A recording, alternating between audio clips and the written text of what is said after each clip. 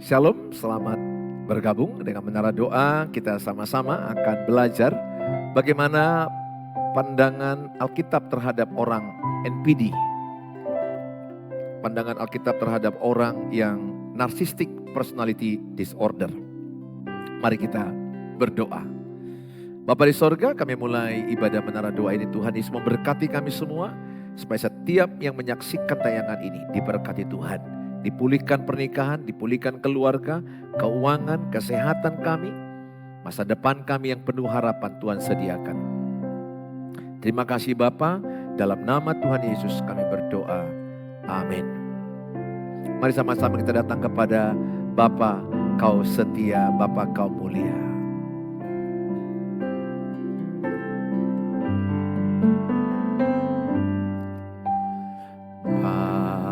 Bapa, Kau setia, Bapa, Kau mulia, tenanglah jiwaku, aman bersamamu. Lebih dari harta, lebih dari harta, Kaulah segalanya. Tenanglah jiwaku dalam hadirat-Mu.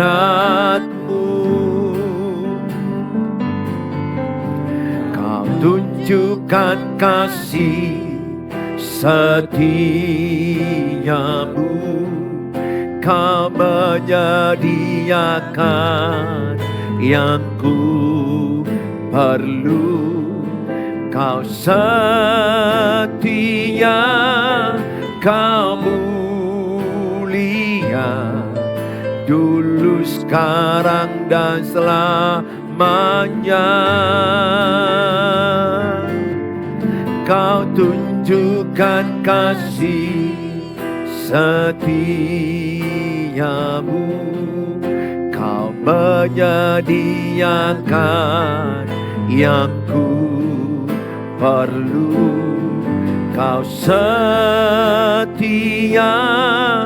Kau mulia, Kau setia.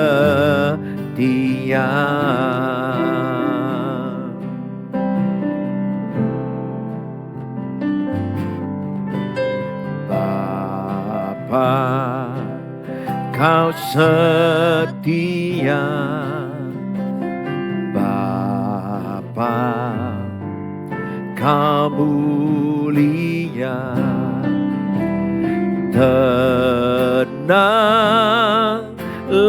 jiwaku, aman bersamamu. Lebih dari harta,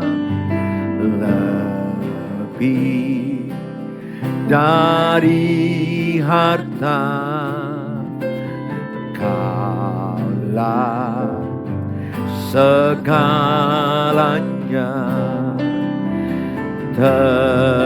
Tenanglah jiwaku dalam hadirat-Mu. Kau tunjukkan kasih setiamu, Kau menyediakan yang ku perlu. Kau setia, Kau mulia, dulu, sekarang, dan selamanya. Kau tunjukkan kasih setiamu, Kau menyediakan yang ku perlu. Kau setia, Kau mulia, Bapa Kau setia. Kau tunjukkan kasih-Mu, Kau tunjukkan kasih setiamu.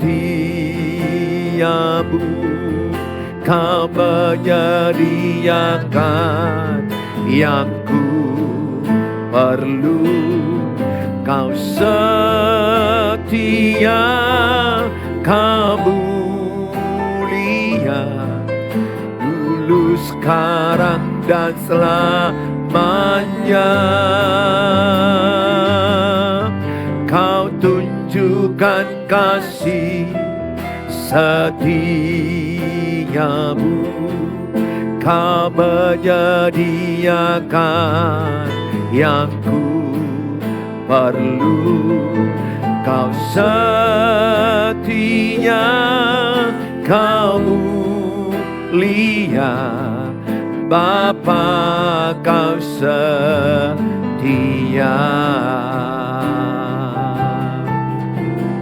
Setia, Kau mulia, Bapa Kau setia.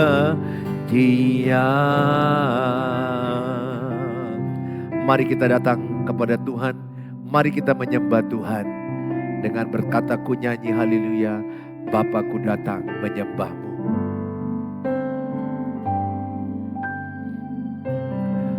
Bapa-Ku datang, amin,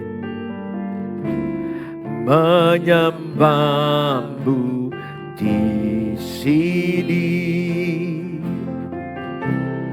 Ku percayakan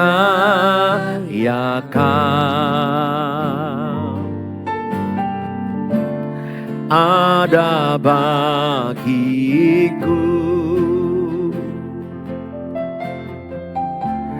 Tak usah ku takut, sebab Kau sertaku. Tak usah ku bimbang, Kau di dalamku. Tak usah ku cemas, Kau penghiburku. Saat ku lemah, Kau kuatku. Ku nyanyi haleluya,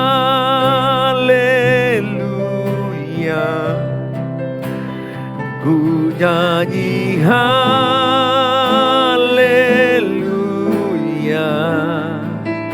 Sungguh Kau hebat, ajaib perkasa perbuatanmu.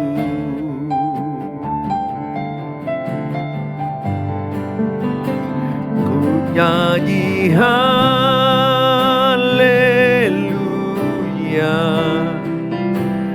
ku nyanyi haleluya.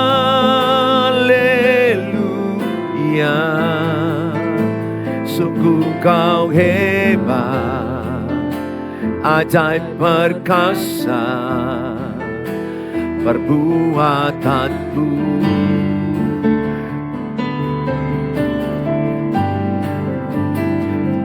Nyanyi haleluya,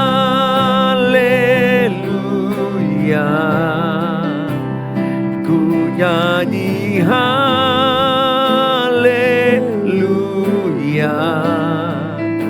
Sungguh Kau hebat, ajaib perkasa perbuatanmu.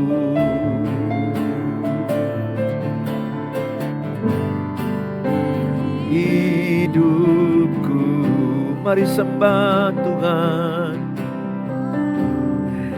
Kami sembah Engkau Tuhan. Engkau ajaib bagi kami, Engkau perkasa bagi kami. Kami tenang dekat padamu, kami tenang ada kekuatan baru di hadirat-Mu. Ada ketenangan, ada kekuatan baru, ada hikmat, ada pertolongan. Kami percaya di hadirat-Mu, di hadirat-Mu. Ada kekuatan baru, ada kemenangan, ada pertolongan. Kami percaya mujizat-Mu masih ada, menyembuhkan yang gangguan mental, menyembuhkan yang sakit, menyembuhkan NPD, memulihkan pernikahan, memulihkan rumah tangga, memulihkan ekonomi kami, kesehatan kami. Kami percaya Engkau berkuasa, Engkau ajaib. Terima kasih Tuhan, terima kasih, terima kasih. Kami percaya Tuhan, segala perkara kami bisa sanggup menghadapinya bersama dengan Tuhan Yesus. Segala perkara kami cakap menanggungnya di dalam nama Tuhan Yesus, penolong yang selalu setia memenuhi keperluan kami. Haleluya.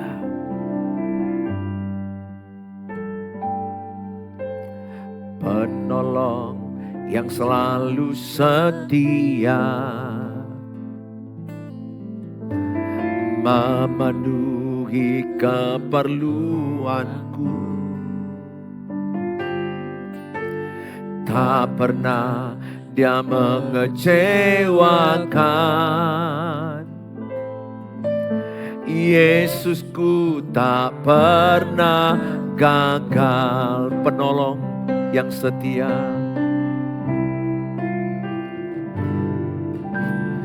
penolong yang selalu setia, memenuhi keperluanku. Tak pernah Dia mengecewakan. Yesusku tak pernah gagal. Segala perkara dapat ku tangguh di dalam Dia yang memberi kekuatan. Tuhan Yesus penolong dan sahabat. Tetap percaya Tuhan setia. Segala perkara dapat ku tangguh di dalam Dia yang memberi kekuatan. Tuhan Yesus penolong dan sahabat. Tetap percaya Tuhan setia. Segala perkara dapat ku tangguh di dalam Dia yang memberi kekuatan. Tuhan Yesus penolong dan sahabat. Tetap percaya Tuhan setia. Bapa di sorga, dalam nama Tuhan Yesus kami dengarkan firman Allah. Amin. Amin. Shalom. Selamat bergabung bersama-sama, kita akan membahas firman Tuhan. Pandangan Alkitab terhadap orang narcissistic personality disorder. Apa pandangan Alkitab kepada orang-orang yang narsistik? Saudara, pada episode yang lalu kita sudah membahas Bagaimana ciri-ciri orang narsistik? Saya sudah sampaikan, jangan cepat-cepat mendiagnosa atau menghakimi pasanganmu NPD. Jangan cepat-cepat mengatakan saya NPD. Itu urusan dokter kejiwaan, psikiater. Dan itu urusan orang psikolog. Jadi kita jangan cepat-cepat ya. Karena kita lihat pasangan kita marah-marah, langsung kita bilang, oh ini NPD. Jangan seperti itu. Saudara, sekilas saya akan terangkan kembali apakah ciri-ciri orang NPD. Ya saya ulangi aja dengan cepat. Merasa dirinya penting. Dia orang yang merasa terpenting dirinya. Dialah fokus daripada keluarga itu atau pertemuan. Kedua, hayalan yang terlalu berlebihan pada pencapaian. Jadi terlalu mengagung-agungkan pencapaian dan maunya orang terlalu mengagung-agungkan apa yang dicapai dia. Dia haus pengagungan, dibesarkan, diakui, dipuja. Yang ketiga, dia meyakini dirinya lebih unggul. Dia merasa dia lebih unggul dari orang lain. Dia tidak mau direndahkan. Yang keempat, kebutuhan untuk dikagumi. Dia selalu ingin dikagumi orang, ingin ditepuk tangani orang, ingin diaplaus orang, ingin dikagumi. Yang kelima, merasa memiliki hak yang spesial. Dia merasa ingin diistimewakan, dikhususkan. Karena dia merasa orang yang paling hebat, paling unggul. Jadi mau minta perlakuan spesial. Yang keenam, memanfaatkan orang lain. Dia suka memanipulasi orang lain, memanfaatkan orang lain, mengorbankan orang lain untuk kepentingannya sendiri. Yang ketujuh, kurangnya empati. Dia tidak berempati atau kurang berempati kepada orang, kurang merasa penderitaan orang. Dia yang marah, dia yang meracuni orang, dia nggak merasakan apa yang dikatakannya itu udah sangat membuat mental orang sangat tersakiti. Apa yang diperbuatnya dia nggak merasa orang lain udah dirugikannya. Dia kurang empati, kurang merasakan penderitaan orang lain akibat ulahnya. Rasa cemburu yang kedelapan, rasa cemburu atau iri yang berlebihan. Dia kalau melihat orang lain lebih unggul, lebih hebat, dia akan cemburu. Dia ingin selalu lebih unggul, lebih hebat. Yang kesembilan dikatakan dia selalu orangnya arogan. Ingin menang sendiri dan sulit menghargai orang lain. Dia tidak mudah untuk mengapresiasi orang lain, menghargai orang lain. Nah sekarang bagaimanakah pandangan Alkitab terhadap orang-orang narsistik ini?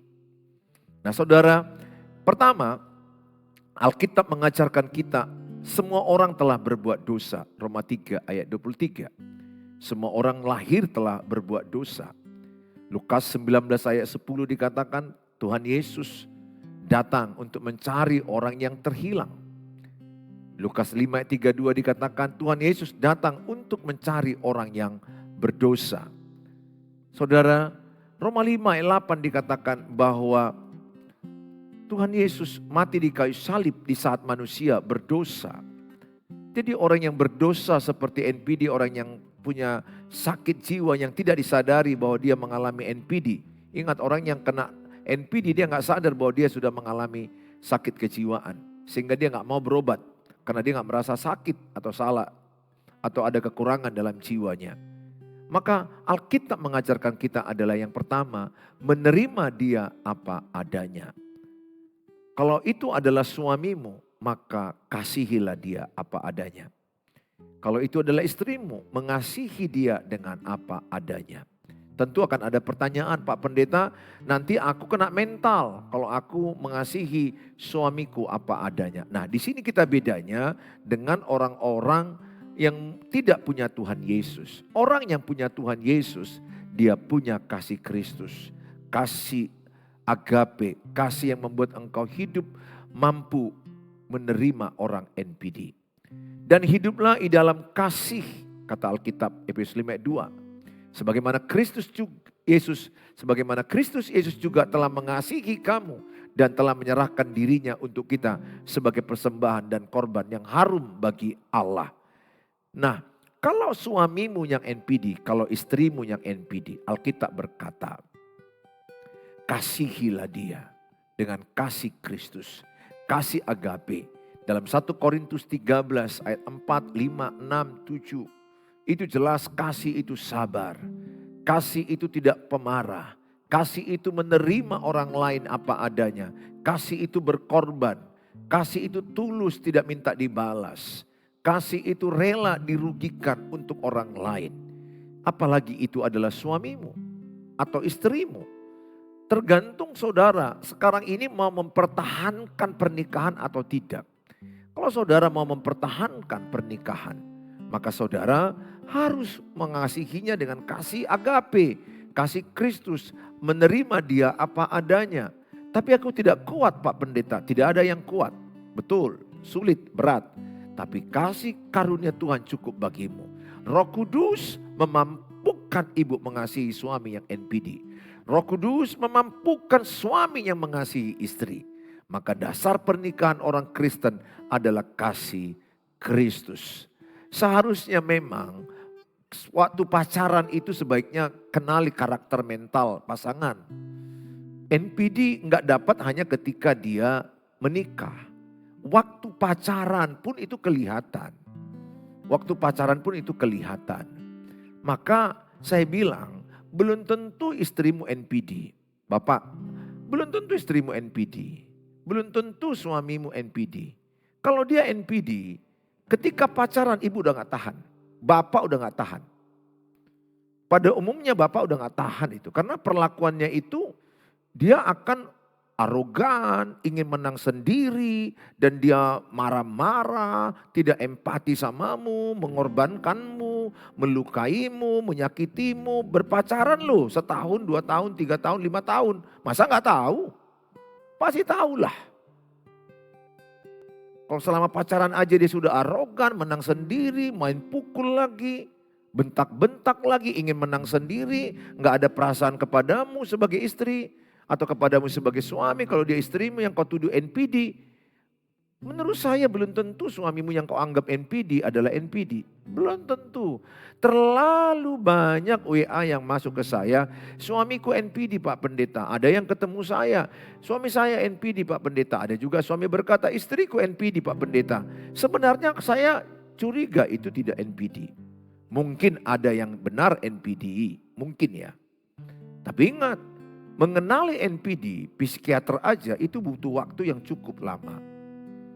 Gak bisa kita diagnosa dengan hanya melihat sebentar, dia marah-marah, wah itu NPD. Gak bisa. Gak bisa. Seorang dokter psikiater terlatih mendiagnosa itu dengan anamnese, mencek latar belakang, wawancara berulang-ulang, baru dia pelan-pelan. Butuh waktu. Saudara, dari 9 mungkin ciri tadi yang saya sampaikan, kalau ada 5 saja kemungkinan dia NPD. Dari 9 ada 5. Ada 5 mungkin kena ke pasanganmu, ke suamimu, kemungkinan NPD. Kena ke istrimu, kemungkinan NPD. Tapi sekali lagi itu gak urusan kita menghakimi atau mendiagnosa. Serahkanlah ke psikolog, kepada psikiater. Hanya memang orang NPD tidak menyadari itu sehingga dia gak mau berobat. Nah, kesulitannya di situ. Sangat sulit tentu orang sakit gak sadar sakit tapi dia gak mau berobat. Ya akibatnya gak mau berobat karena dia gak merasa sakit. Yang dia rasa orang lain yang sakit. Maka saya katakan apa yang ibu lakukan, bapak lakukan. Mengasihi dia dengan kasih Kristus. Kasih agape, kasih yang mau berkorban, kasih yang mau menerima dia apa adanya. Tapi kalau udah ibu dipukulnya, di physical abuse, dipukul. Nah, kalau udah sampai ke sana, sebaiknya ibu dipisahkan dulu, bukan bercerai, bertarak dulu karena udah melakukan tindakan pidana pemukulan. Kalau masih verbal, tahankanlah, berdoalah, minta kasih karunia Tuhan. Apa yang ibu lakukan atau apa yang bapak lakukan kepada istrimu yang NPD kalau dia NPD? Katakanlah tegak diagnosa oleh psikiater bahwa dia adalah NPD. Atau psikolog berkata bahwa dia NPD. What I do? Lakukanlah kasih Kristus. Karena apa yang dipersatukan Tuhan tidak boleh diceraikan oleh manusia. Apalagi hanya sakit mental, gak boleh. Kita gak boleh bercerai kecuali kematian. Kalaupun harus berpisah sementara boleh. Tapi sebagusnya Ibu bisa jaga jarak dengan berjumpa dengan waktu-waktu yang perlu, itu mungkin pembatasan. Ibu boleh me time, mencarger emosi Bapak, mencarger emosi Ibu sendiri juga supaya sehat. Terutama kepada Tuhan perlu bersekutu pribadi. Jadi kalau dari saya, kasihi dia. Kalau menurut orang lain mungkin jaga jarak, itu kalau pekerjaan. Jaga jarak, jaga batas, langsung pergi keluar, langsung tinggalkan. Atau mungkin orang gak kenal Tuhan Yesus, pisah, cerai. Kau NPD, cerai. No. Belum tentu apa yang dia bilang dia itu, dia menuduh suaminya NPD, jangan-jangan istrinya NPD. Dia menuduh istrinya NPD, jangan-jangan suaminya juga NPD. NPD itu dari 9 ciri-ciri itu ada 5. Dan itu adalah bagian daripada psikiater. Jangan hanya karena marah-marah. Saya jumpai banyak juga orang yang marah-marah. Belum tentu juga dia adalah orang NPD. Nah, orang yang marah-marah ini pada umumnya adalah ada luka batin di hatinya yang belum selesai. Ada luka di hatinya yang belum dibereskan. Luka masa kecil, masa lalu. Yang selalu disalahkan, yang selalu dikucilkan. Dan selalu dia direndahkan. Selalu dia dikritik. Atau sebaliknya dia terlalu diagung-agungkan, terlalu dipuji-puji. Maka dia menjadi seorang narsistik yang berlebih-lebihan. Saudara yang saya kasihi, kalau sekedar narsis aja itu belum gangguan jiwa. Tapi kalau udah narcissistic personality disorder, itu sudah gangguan kejiwaan. Oleh karena itu saya katakan sama saudara, mengasihi kepada dia. Coba tenang dulu. Bapak, kalau istrimu NPD, Bapak tenang dulu. Berdoa Bapak kepada Tuhan. Dekatkan dirimu kepada Tuhan. Kuatkan imanmu baca Alkitab. Kuatkan rohmu dengan berdoa. Dengan demikian seorang suami akan kuat. Sehingga dia bisa menenangkan istrinya yang emosional. Banyak istri-istri ini yang emosional. Karena orang ini adalah, wanita ini adalah makhluk perasaan. Menabung emosinya. Sehingga tabungan emosinya penuh dan meledak. Satu waktu. Belum tentu dia NPD. Mungkin melihat suami yang gayanya cuek-cuek, gak pernah memuji dia, yang suaminya juga mungkin ya selingkuh atau mungkin melakukan dosa banyak hal yang lain. Mau saya katakan sama saudara, jangan cepat langsung mengatakan, oh suamiku NPD, istriku NPD. Pesan saya, jangan cepat. Kalau itu yang ibu lakukan, maka pernikahanmu akan lebih parah. Suamimu akan menjadi lebih parah, istrimu akan lebih parah. Jangan menghakimi dia. Enggak ada orang yang suka dihakimi. Kau NPD, oh dia marah. Pasti akan lebih marah. Orang NPD itu, apalagi benar dia NPD. Dia paling gak suka itu dikritik. Dikasih masukan aja marah itu. Arogan. Saya hanya mau katakan sama saudara, di sini penanganannya beda dengan orang sekuler. Dengan orang yang tidak mengenal Tuhan, pengenanganannya jaga jarak, sikap langsung melarikan diri, menjauhi. Nah kalau kita orang Kristen, kalau istri saya NPD, kalau istri saya tidak NPD, maka gak bisa saya langsung menceraikan dia, jaga jarak, gak bisa. Yang saya lakukan apa? Saya perbanyak berdoa kepada Tuhan. Saya terlalu percaya Tuhan lebih besar daripada sakit penyakit NPD. Tuhan tolong saya, beri saya ketenangan. Sehingga saya bisa menenangkan emosi istri. Kalau saya yang NPD, istriku harus banyak berdoa. Supaya dia bisa menenangkan emosi saya. Ingat ya, orang NPD tidak berempati. Jadi kalau suaminya NPD, istrinya yang korban, istrinya yang berempati kepada dia. Karena suaminya gangguan kepribadian, gangguan mental, gangguan jiwa. Maka yang berempati adalah yang korban. Padahal dia yang dibully, yang disakiti. Karena dia orang NPD gak sadar bahwa dia sakit. Sehingga dia gak mau berobat. Apa yang dikatakan dia marah-marah, dia merasa puas kalau udah marah, dia bisa tidur tenang. Bayangkan loh, ada orang yang marah-marah begitu kuat, meracuni pasangan, dia malam bisa tidur. Orang yang normal kan gak begitu. Orang yang normal kita udah marah-marah, kita masih mikir perasaan orang. Jadi orang NPD gak peduli perasaan orang. Dia gak peduli perasaan istrinya kalau dia suaminya NPD. Sebaliknya kalau istrinya NPD, dia nggak peduli suaminya itu udah tersakiti perasaannya, tertekan mental suaminya. Maka pasangan yang sehat jiwanya, dia yang berempati kepada yang sakit jiwa. Jadi bagaimana caranya? Kasihi dia dengan kasih Tuhan. Minta kekuatan Roh Kudus, berdoa. Bagi Tuhan tidak ada mustahil. Suamimu bisa berubah, istrimu bisa berubah. Bagi Tuhan tidak ada mustahil. Nah, kalau pacaran dia menang sendiri, marah-marah, ngamuk-ngamuk. Kalau ini sebaiknya jauh-jauhan putuskan. Jangan teruskan. Ya, jangan teruskan. Jadi seorang suami kalau dia NPD pasti nampak waktu pacaran. Terutama saat dia marah. Tapi kalau pacarannya mungkin cukup lama ya.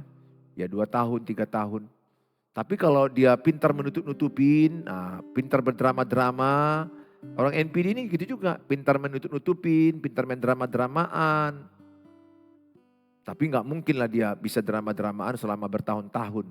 Pasti akan kedapatan juga kalau intens pertemuan. Nah saudara, saya hanya katakan, kasihi dia. Pandangan Alkitab adalah mengasihi orang yang berdosa, mengasihi orang yang sakit mental.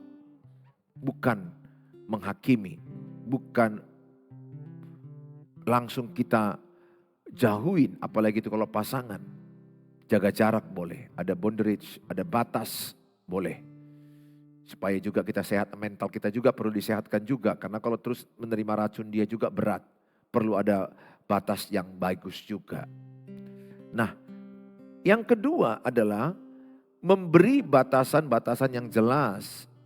Nah, khususnya bagi yang berpacaran, hati-hati kalau lihat dia gaya menang sendiri, egois, selalu dia menjadi pusat topik pembicaraan, ingin disanjung, ingin dipuji, ingin diakuin, payah dikasih saran, kalau dikasih saran ngamuk, apalagi dikritik, pasti dia akan marah, kalau marah gak terkendali, kata-kata yang beracun.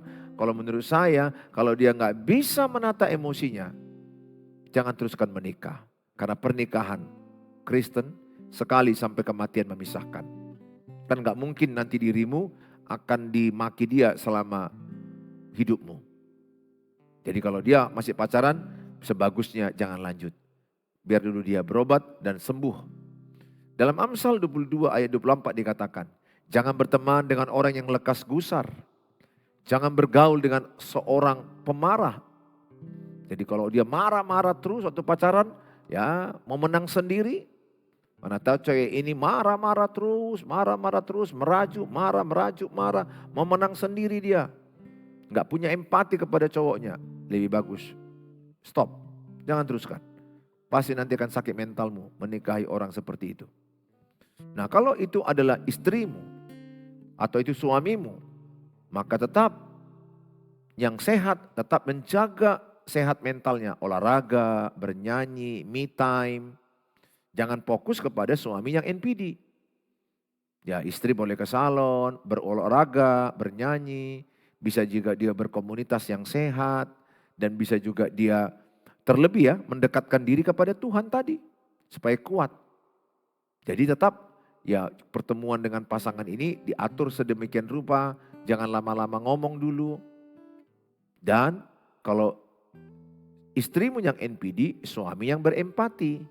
Jadi yang sehat berempati kepada orang NPD. Karena orang NPD tidak akan pernah berempati. Dia nggak peduli dengan perasaan pasangannya. Ya, ciri-ciri orang yang NPD adalah dia nggak peduli perasaan pasangannya. Udah dilukai dia yang selingkuh, dia yang ngamuk, dia yang marah. Nah ini orang NPD begitu. Kalau dia sudah selingkuh, dia yang mendrama-dramaan, pintar bohong-bohongan. Ketahuan dia yang marah sama istrinya. Nah orang NPD ini memang sangat beracun. Gak mudah, memang gak mudah. Kayak kalau pacaran saya bilang tadi putuskan. Kalau dalam pekerjaan jaga jarak sejauh-jauhnya lebih bagus juga boleh. Tapi kalau dia istrimu atau suamimu, ibu harus mengasihi dia dan berdoa. Tuhan tolong, Tuhan berikan kekuatan memulihkan sakit penyakit NPD. Yang ketiga, menyampaikan baik-baik hal yang kita rasa dia lakukan. Jadi kalau udah kata-kata dia sangat marah, suamimu karena NPD, meracunimu, merendahkanmu, jangan jawab waktu itu ibu. Karena kalau ibu jawab waktu itu pasti dia akan lebih marah. Maka ibu berdoa, sabar, menunggu waktu yang tepat, lagi ketawa-ketawa, lagi enak.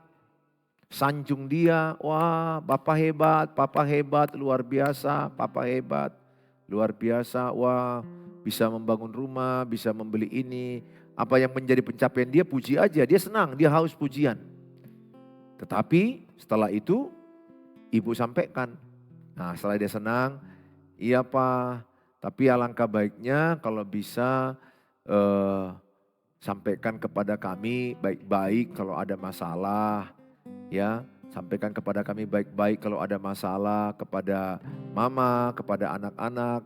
Nah, lihat momennya pas. Sanjung dulu dia, terima dulu, puji dulu dia.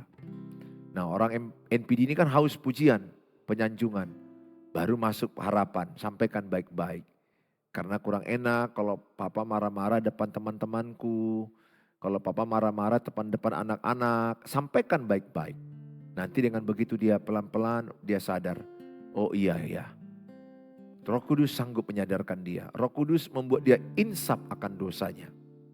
Yang keempat, mempercayai kuasa doa. Yakobus 5 ayat 16 dikatakan, karena itu hendaklah kamu saling mengaku dosamu dan saling mendoakan supaya kamu sembuh. Doa orang yang benar bila dengan yakin didoakan sangat besar kuasanya. Kalau kita berdoa dengan keyakinan, dengan iman, bagi Tuhan tidak ada yang mustahil. Tuhan bisa sembuhkan. Doa orang yang benar sangat besar kuasanya. Ibu, berdoalah dengan iman, percaya Tuhan bisa memulihkan. Kalau suamimu NPD atau gangguan mental apapun, atau bipolar atau apapun itu, Tuhan sanggup sembuhkan. Bagi Tuhan tidak ada yang mustahil. Bapak, kalau istrimu yang NPD mungkin kau rasa setelah diagnosa tegak oleh psikiater, bagi Tuhan tidak ada yang mustahil. Tuhan tolong, Tuhan berharap kepada Tuhan. Jangan putus asa. Yang sering saya jumpai adalah banyak orang hopeless, putus asa, gak mau lagi berjuang, tidak mau lagi berharap. Udah menganggap, udahlah beginilah pernikahan kami sampai mati. Kasihan Bapak seperti itu. Tuhan sanggup pulihkan pernikahanmu. Tuhan sanggup pulihkan pernikahanmu. Tuhan sanggup pulihkan pasanganmu, anak-anakmu. Ingat, kalau Bapak NPD, anakmu berpotensi NPD. Kalau mama ber-NPD, anak-anakmu bisa mengadopsi NPD-mu itu. Kena dia keturunan. Sembuhkan hatimu. Jangan mau menang sendiri. Saya percaya Tuhan Yesus sanggup menyelesaikannya. Percayalah kuasa doa. Yang kelima, membangun komunikasi yang baik. Kolose 4 ayat 6 dikatakan, dalam Kolose 4 ayat 6, hendaklah kata-katamu senantiasa penuh kasih, jangan hambar, sehingga kamu tahu bagaimana kamu harus memberi jawab kepada setiap orang. Jadi kalau suamimu NPD, istri sabar. Tunggu waktu yang tepat. Pilih kata-katamu dengan kasih. Empati kepada suamimu. Sanjung dia suka disanjung. Puji apa yang menjadi pencapaian dia. Hargai. Di waktu yang tepat, sampaikan harapanmu baik-baik. Dengan intonasi ramah, habis berdoa, suasana yang tepat sampaikan kepada dia. Percayalah Tuhan sanggup memulihkan sakit penyakit apapun. Tuhan Yesus memberkati kita. Semoga tayang ini jadi berkat bagi saudara. Dan sekali lagi jangan cepat menghakimi pasangan NPD. Jangan cepat mengakui dirimu NPD. Ingat, NPD itu bisa terjadi karena keturunan dari bapak mama yang NPD. Dan bisa juga karena faktor lingkungan yang selalu memuji, menyanjung dia. Dan bisa juga karena masa kecilnya kurang pujian atau sebaliknya dia selalu dikritik, selalu disalahkan. Dan aku percaya kesembuhan luka batinmu akan menyembuhkan NPD itu. Ibu, kalau suamimu NPD, sabarlah. Tuhan sanggup memulihkannya. Tuhan sanggup mengubah suamimu. Mungkin suamimu menang sendiri. Suamimu yang berselingkuh tapi engkau yang disalahkan. Atau sebaliknya, istrimu yang NPD. Bapak percayalah, bagi Tuhan gak ada mustahil. Tuhan memberkati kita, jadilah berkat tayangan ini. Silakan share kepada banyak grup WA. Mana tahu ada orang-orang yang selalu menghadapi pasangan NPD, dia tertolong. Berkatilah mereka. Semoga tayangan ini jadi berkat bagi saudara. Kalau saudara mau renungan saat teduh firman Tuhan setiap hari dari saya di 0811 63 73 47 0811 6373. Yang mau konseling chatting dulu karena waktu saya sangat padat. Sedapat-dapatnya saya upayakan membalasnya. Tuhan Yesus memberkati saudara. Mari kita berdoa. Bapa di sorga, dalam nama Tuhan Yesus, apapun yang mereka tuliskan di kolom-kolom ini, sakit penyakit yang ada, Tuhan Yesus yang menjawab setiap keluhan mereka yang ada di kolom-kolom yang mereka tuliskan. Kami berdoa kalau mereka punya pasangan NPD, kasih Tuhan sanggup memulihkan suami yang NPD. Kasih Tuhan sanggup memulihkan istri yang NPD. Kasih Tuhan sanggup memulihkan anak-anak yang NPD. Mungkin teman kerja kami, atasan kami, Tuhan sanggup pulihkan orang NPD. Hamba-Mu berdoa dalam nama Tuhan Yesus. Bagi mereka mungkin yang sedang berjuang dalam pemulihan pernikahan, pemulihan keluarga. Bagi Tuhan tidak ada yang mustahil. Bagi orang percaya tidak ada yang tidak mungkin. Semuanya bisa terjadi. Tuhan berkati pemulihan demi pemulihan terjadi bagi banyak pernikahan dan bagi keluarga dan banyak anak-anak. Sehingga rumah tangga rukun damai. Rumah tangga yang seharmonis. Rumah tangga yang sehati, sepikir. Hamba-Mu berdoa bagi mereka yang sedang berjuang kesembuhan fisik. Mungkin sakit kanker, sakit di tulang, saraf kejepit. Sakit di bagian organ, paru-paru, ginjal, jantung, pencernaan. Hamba-Mu berdoa dalam nama Tuhan Yesus. Urapilah obat-obat mereka. Supaya menjadi kesembuhan bagi mereka. Menambah harapan dan semangat hidup mereka. Tuhan pulihkan. Kami juga berdoa bagi mereka yang sedang berharap perbaikan di keuangan. Usaha ekonomi mereka. Pekerjaan anak-anak mereka.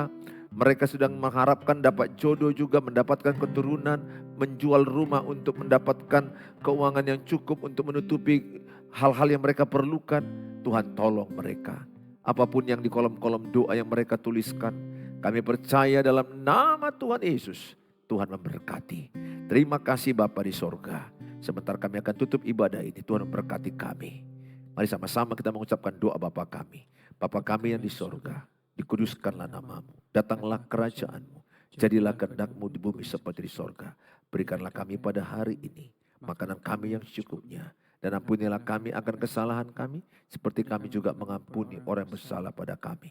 Dan janganlah bawa kami ke dalam pencobaan, tapi lepaskanlah kami daripada yang jahat, karena Engkau yang punya kerajaan dan kuasa dan kemuliaan sampai selama-lamanya. Amin. Bawalah berkat damai dari Allah Bapa, cinta kasih daripada Tuhan Yesus Kristus, penyertaan Allah Roh Kudus menyertai kita yang percaya, sama-sama katakan amin. Amin. Tuhan Yesus memberkati kita. Sampai ketemu di waktu yang akan datang.